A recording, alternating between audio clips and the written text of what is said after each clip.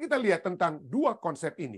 Apakah pilihan-pilihan saya dan saudara itu diakibatkan karena memang dari sononya, yaitu pilihan karena keturunan, genetika kita memang sudah begitu, nature kita sudah begitu, ataukah pilihan-pilihan kita buat itu karena lingkungan, ya?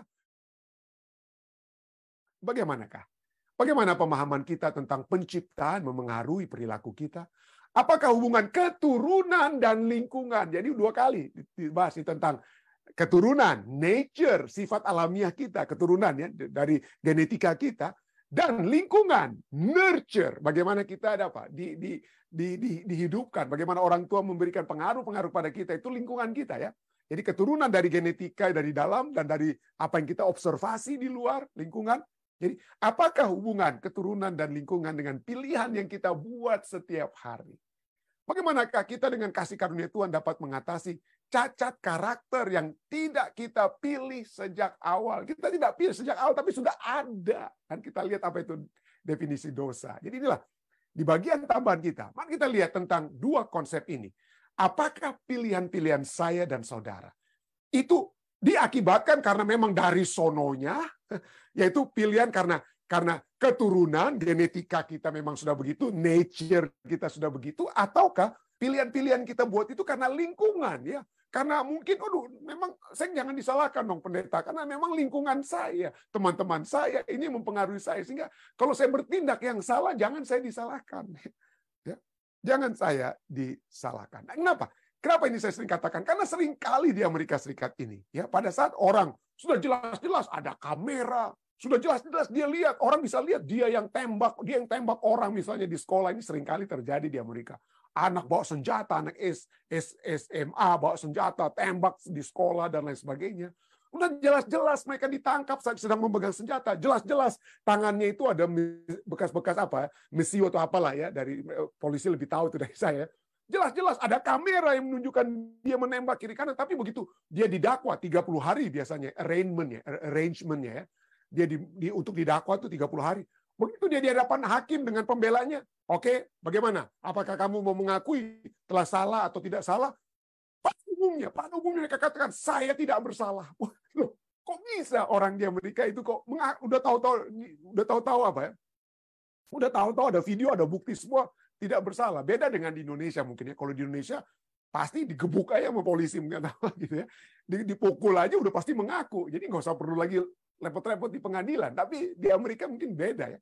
Dan pada semua umumnya mengaku, oh saya tidak bersalah. Apapun kejahatannya saya tidak bersalah. Nah, tentu saja banyak kalau Anda tanya, kalau Anda Google, ya, kenapa orang-orang ini kok, ini artikel ini katakan, why do guilty people plead not guilty? Kenapa orang yang sudah jelas-jelas bersalah mengaku tidak bersalah? Ya kenapa? Karena pertama mungkin supaya ulur-ulur waktu. Lalu kemudian mengaku tidak bersalah sehingga jaksa penuntut akan kasih kurang hukumannya supaya ada plead deal, supaya ada istilahnya ada kesepakatan pembelaan gitu, plead, oke, gantinya hukum mati, mungkin hukum umur hidup. Kenapa? Kenapa harus ada plead deal itu? Karena untuk masuk pengadilan di Amerika ini mungkin biayanya mahal. Negara harus keluarkan untuk para juri-juri, ya, hakim itu dibayar dan lain. Jadi cukup mahal lah kalau masuk pengadilan. Jadi lebih baik plead deal aja. Ya. Jadi itulah. Jadi kalau kita bilang saya tidak bersalah, oke daripada kamu. Kalau supaya kamu mengaku, oke gini aja. Gimana kalau kamu akui kamu punya kesalahan, tapi gantinya kamu dapat hukuman mati, kamu dapat hukum penjara seumur hidup. Nah, oke, nah, itulah sebabnya banyak orang katakan saya tidak bersalah, supaya ada tawar-menawar dengan jaksa penuntut, ya, jaksa penuntut. Tapi itulah ya.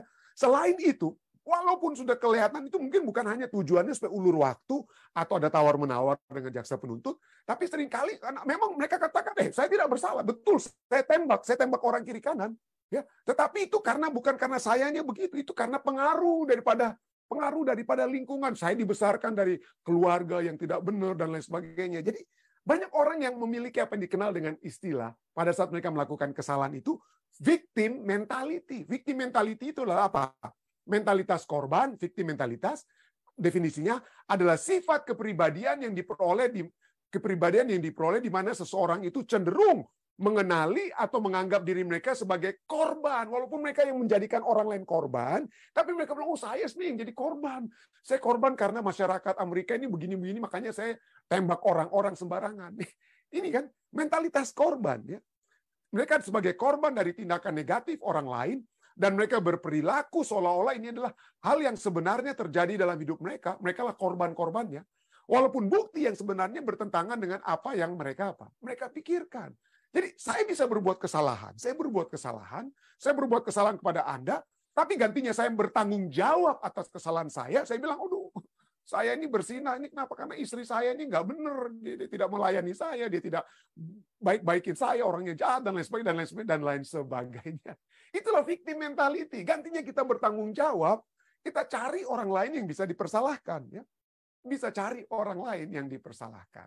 Jadi, pelajaran kita menyatakan gimana kira-kira pada saat kita akan mengambil keputusan atau keputusan yang salah atau yang terbaik, mana? Apakah itu pengaruh daripada alam secara alamiah atau karena lingkungan kita, ya? Nature atau nurture, ya? Yang mana? Yang mana tentunya, ya? Ini perdebatan. Ada yang katakan 55% nature, 45% nurture, ya. Sifat alamiah, genetika kita atau apa? Bagaimana kita diasuhnya sebagai orang, bagaimana lingkungan kita itu bagaimana, dan lain sebagainya. Atau yang lebih daripada itu, ada yang katakan, ya ini masalah apa? Pengaruh alam kita, pengaruh orang tua. Jadi keluarganya divorce, lalu kemudian dia dianiaya, makanya dia ambil senjata, dia tembak orang lain. Kenapa? Karena banyak orang yang memiliki pemahaman seperti John Locke. John Locke ini adalah filsuf yang kemudian banyak ide-ide daripada John Locke ini diambil oleh psikologis yang behaviorism. Behaviorism adalah bahwa tindakan-tindakan kita itu diakibatkan oleh sebab keberadaan yang terjadi di sekitar kita. Kenapa? Karena John Locke menyatakan bahwa kita, pikiran manusia seperti bayi, ya misalnya, itu dimulai sebagai batu tulis yang kosong, tabula rasa namanya, ya. Jadi segala sesuatu tentang diri kita itu ditentukan oleh pengalaman kita. Wah, kita dianiaya oleh orang tua, kita di sexually harass dan lain sebagainya. Makanya kita jadi jahat, makanya kita jadi begini dan begitu. Tapi kita dari sononya tidak begitu. Dan ini menjadi satu apa? Satu pemahaman yang apa ya? Yang banyak diyakini oleh umat manusia. Misalnya kita sering dengar kutipan yang waduh bagus sekali nih kutipannya, ya, yang dibuat oleh Nelson Mandela, ya. Ini bahasa Inggrisnya. No one is born hating another person. Kita tidak dilahirkan dengan membenci orang lain, Pak, ya, karena mereka memiliki warna kulit yang berbeda. Bahasa Indonesianya ini, ya. Tidak ada orang yang terlahir membenci orang lain karena warna kulitnya atau latar belakangnya atau agamanya. Ya. Orang harus belajar. Jadi by nature kita itu baik, mengasihi. Seperti John Locke katakan kita itu bagaikan batu tulisan yang putih, ya, tabula rasa, ya. Jadi tidak ada yang terlahir membenci orang lain karena warna kulitnya atau latar belakangnya atau agamanya. Orang harus belajar nurture. Orang harus belajar untuk membenci. Dan jika mereka dapat belajar untuk membenci, mereka dapat diajari untuk mencintai. Karena cinta datang lebih alami. Waduh, alami kita adalah mencintai dalam kata menurut Nelson Mandela, ya. Karena cinta datang lebih alami ke dalam hati manusia daripada kebalikannya, daripada membenci. Nah, tentu saja seakan-akan ini suatu hal yang kita lihat, mungkin tepat juga. Coba lihat anak-anak, coba Anda lihat anak-anak. Waktu mereka masih kecil, anak-anak kulit hitam, anak-anak kulit putih, dapat bermain bersama. Waduh, gampang saling memaafkan dan lain sebagainya. Jadi mereka dipenuhi dengan cinta. Jadi seakan-akan, waduh, betul juga, ya. Mungkin manusia itu dilahirkan seperti John Locke katakan tabula rasa, ya. Makanya orang dari pemandangan ini katakan, aduh, bagaimana dengan apa, ya? Apakah bayi-bayi itu berdosa? Apa? Ada waktu lalu ada yang bertanya, ya. Apa dosanya bayi-bayi itu? Bukannya mereka itu masih murni, masih suci, ya, tidak ada kotoran. Yang kotornya itu pada saat kemudian dia mulai bikin ini, tapi dia dilahirkan dalam apa?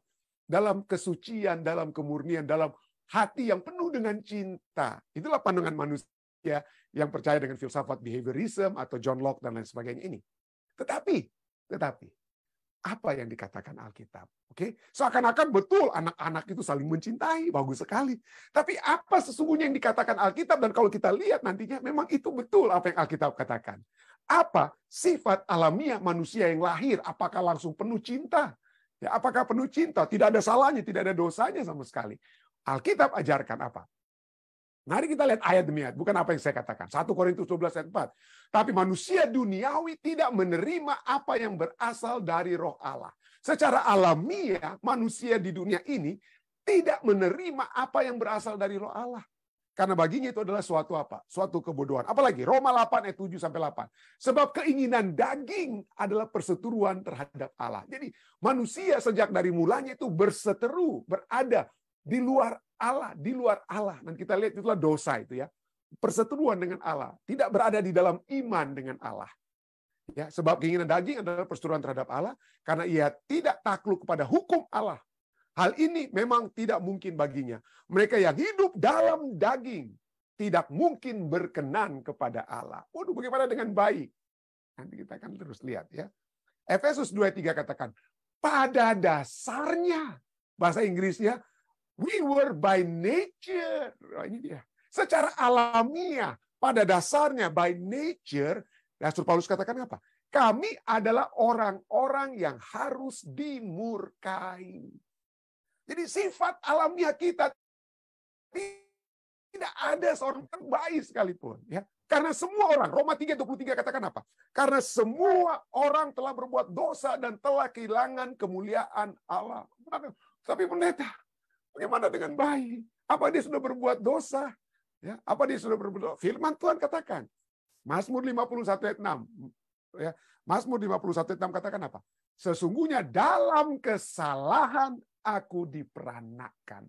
Dalam dosa aku dikandung ibuku. Jadi anak yang berada dalam kandungan pun disebut anak yang berdosa. Ini Alkitab yang katakan, bukan pendeta Rantung ya. Kita sudah berdosa. Kenapa? Karena dosa itu yang kita akan pelajari bukan hanya melanggar, tapi dosa itu adalah keberadaan kita. Ya, secara otomatis di dalam kandungan pun kita sudah berada di luar Tuhan. Kenapa kita? Karena kita semua dalam kandungan pun dapat dikatakan memiliki apa yang disebut dalam bahasa Inggris propensity to sin, kecenderungan berdosa. Nah, itulah sebabnya Yesus tidak memiliki propensity to sin karena dia adalah penggabungan antara Roh Kudus dan Maria. Ya, Roh Kudus dan Maria. Dia tidak memiliki propensity to sin. Kalau Yesus memiliki propensity to sin, maka Yesus memerlukan juru selamat. Dia memerlukan juru selamat ya. Tapi kita semua lainnya dilahirkan dengan kecenderungan berbuat dosa, propensity to sin. Itulah sebabnya Roma 5:12 katakan apa? Sebab itu sama seperti dosa telah masuk ke dalam dunia oleh satu orang, ya Adam ya. Dan oleh dosa itu juga maut ya. Demikianlah maut itu telah menjalar kepada semua orang karena semua orang telah berbuat dosa, termasuk bayi. Jadi sifat alamiah kita memang sudah berdosa. Harus kita akui ya. Harus kita akui. Sifat alamiah manusia yang berada dalam dunia yang berdosa, pada dasarnya by nature adalah kesombongan, misalnya keegoisan, meninggikan diri sendiri, dan menentang Tuhan. Menentang Tuhan. Ya. Itulah sebabnya, inilah sudah dinyatakan sejak semula pada saat setan lalu ular menyatakan kepada Hawa, pada waktu kamu memakannya, matamu akan terbuka dan kamu akan menjadi seperti Allah. Kamu akan menjadi seperti Allah. Inilah manusia pada saat ini. Keegoisan, kesombongan, meninggikan diri. Oh, tapi saya kan nggak sombong. Kalau kita gampang tersinggung, kalau kita gampang sakit hati dan lain sebagainya, karena saya terluka perasaan saya. Itu adalah bagian daripada terus terang saja, bagian dari keegoisan, kesombongan, meninggikan diri. Wow, perasaan saya ini kenapa tidak diperhatikan dan lain sebagainya. Maka kita telah menjadi seperti apa ya? Seperti Allah. Kita merasa orang lain menyakiti kita, dia orang berdosa. Saya ini yang harusnya dibaik-baiki. Itulah sebabnya Yesus katakan ya, kalau ada masalah dalam keluarga misalnya, yang tidak bersalah itu yang harus terlebih dahulu apa ya? Pergi kepada yang justru yang bersalah. Ya kenapa? Karena kalau kita tidak mau pergi lebih dulu, maka itulah kesombongan ya. Itulah dosa tersebut ya. Jadi kamu akan menjadi seperti Allah ya. Jadi dosa itu kembali lagi kepada bayi. Dosa itu bukan hanya pada saat bayi itu berbuat sesuatu melanggar hukum Allah dengan telah ya, melanggar karena kita sering dengar ya 1 Yohanes 3:4. Setiap orang yang berbuat dosa melanggar hukum Allah Sebab dosa ialah pelanggaran akan hukum Allah. Oh, tidak membunuh, tidak berzina, ya, dan lain sebagainya itu. Maka kita bebas dari dosa. Tidak. Dosa itu juga sifatnya apa? Berada di luar iman. Kita sudah pelajari ini. Roma 14 ayat 23 bagian akhir katakan apa? Dan segala sesuatu yang tidak berdasarkan iman. Di luar Yesus, di luar iman adalah dosa. Itulah sebabnya saya katakan ya, bayi pada saat dia lahir saja dia langsung berteriak, nangis.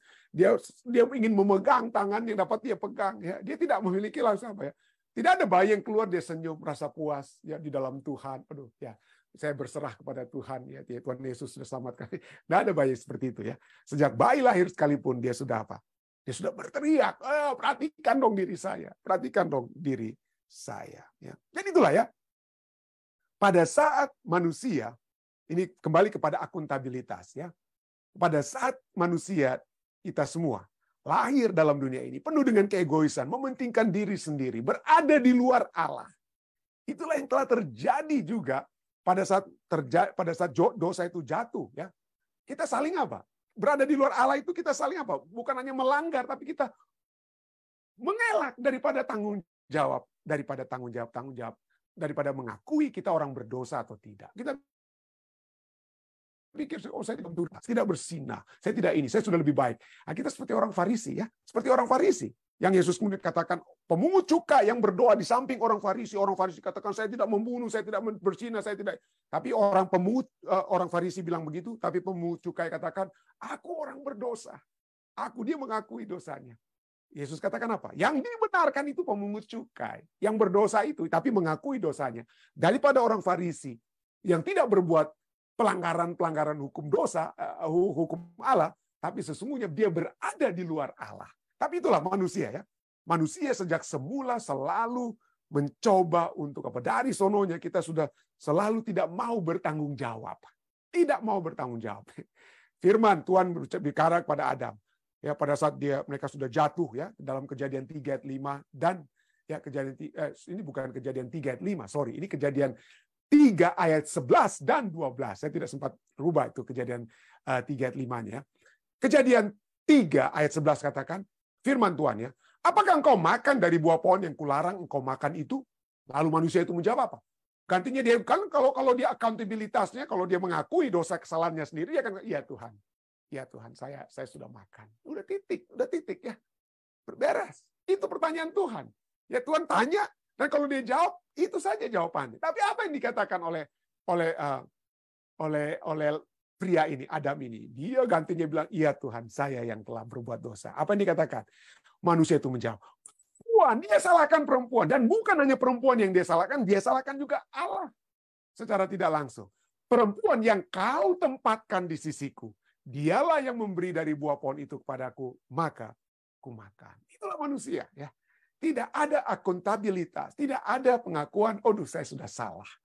Atau tidak memikirkan kesalahan diri kita. Kita lebih suka memikirkan kesalahan orang lain, karena pada saat kita memikirkan kesalahan orang lain, kita merasa lebih baik seakan-akan daripada orang lain.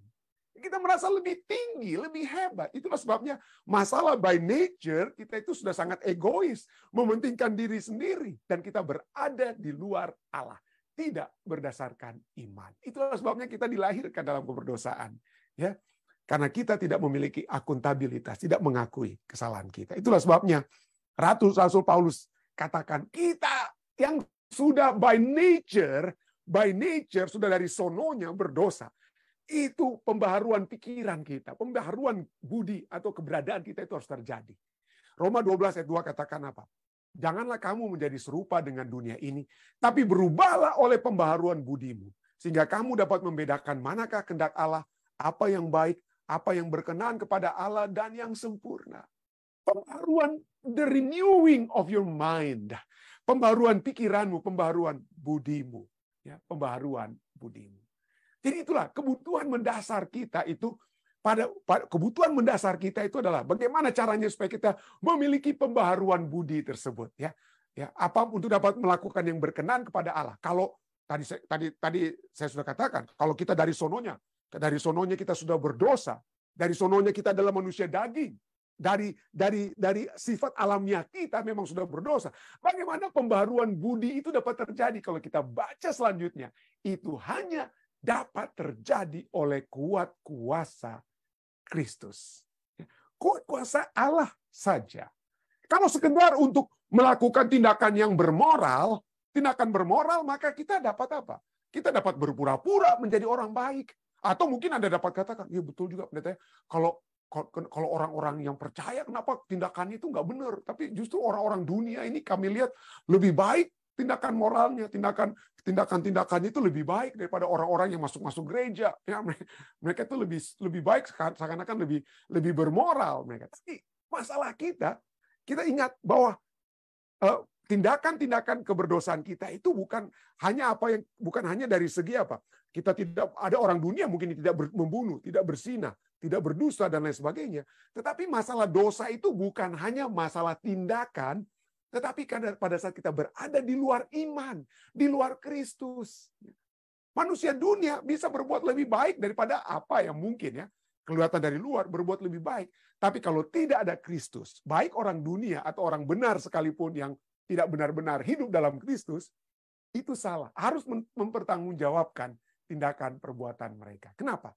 Karena yang dibutuhkan utama ya, dalam pembaharuan budi ini bukan kuat kuasa kita, tapi kuat kuasa Allah. Kita manusia yang sudah mati dari sononya, dari by nature, secara alamiah kita itu sudah mati. Itulah sebabnya menarik sekali apa yang ditulis oleh Ravi Zacharias dalam bukunya Grand Weaver. Dia katakan apa ya? Iman Kristen secara sederhana mengingatkan kita bahwa masalah mendasar kita bukanlah masalah moral. Orangnya tidak berzina, orangnya tidak membunuh, orangnya baik, tidak baik ya, tindakan-tindakan bukan.